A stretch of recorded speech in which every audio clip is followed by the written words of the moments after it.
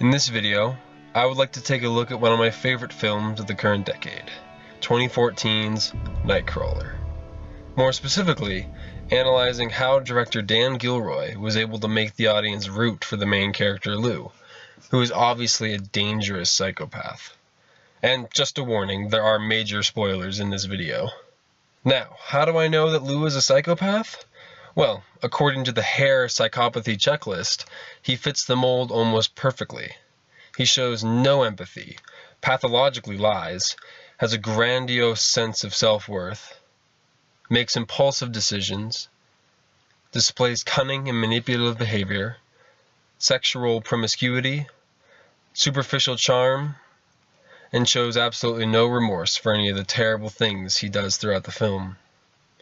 Even from the very beginning of the movie, it is quite clear that Lou is a dangerous and heartless individual.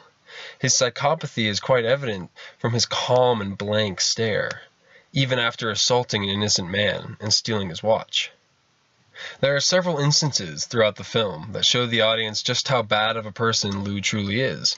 In fact, as the film goes on, his disingenuous and violent acts only seem to worsen. However, in the first part of the film, it seems that his behavior is created purely by his need to survive. But as his video news business continues to grow, it is clear that he will do absolutely anything to get to the top, including murdering the only person that could somewhat resemble a friend in his life, his partner Rick.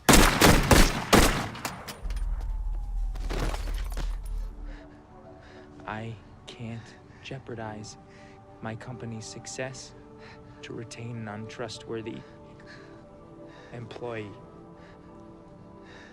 You're crazy. Upon hearing all of this, you might think it would be impossible to be able to root for a character like that. But Nightcrawler proves otherwise. How does the director pull this off? Well, despite the fact that Lou is clearly a psychotic individual, he is shown to have at least some redeeming qualities. For starters, there are moments in which he seems at least a little bit normal. Human.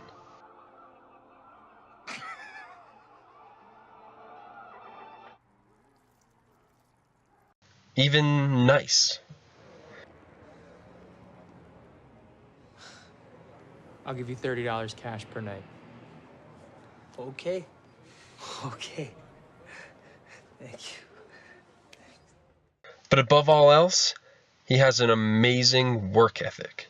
He is determined, persistent, and extremely intelligent. But I know that today's work culture no longer caters to the job loyalty that could be promised to earlier generations. What I believe, sir, is that good things come to those who work their asses off. The audience watches him go from absolutely nothing all the way to the very top. They are invested in his journey and want to see him succeed. Some viewers, like myself, are even a little jealous of how easy it is for Lou to accomplish a task. His incredible and often immoral work ethic even manages to rub off onto Nina, someone who Lou has been blackmailing in order to sleep with. Into the suburbs. That's the story. Jesus, you sound like Lou. 10 seconds to back. I think Lou is inspiring all of us to reach a little higher. And during several of his less heinous acts, the audience is led to believe that Lou is someone who simply doesn't know any better and is just doing anything to get by. Well, that is until he gives this line near the end of the film. What if my problem wasn't that I don't understand people, but that I don't like them? What if I was obliged to hurt you for something like this? I mean, physically. Oh, and cuts the brakes off of one of his main rival's cars. But while this line wasn't exactly surprising, it confirms that Lou is more than just an emotionless workhorse. He is nothing less than pure evil.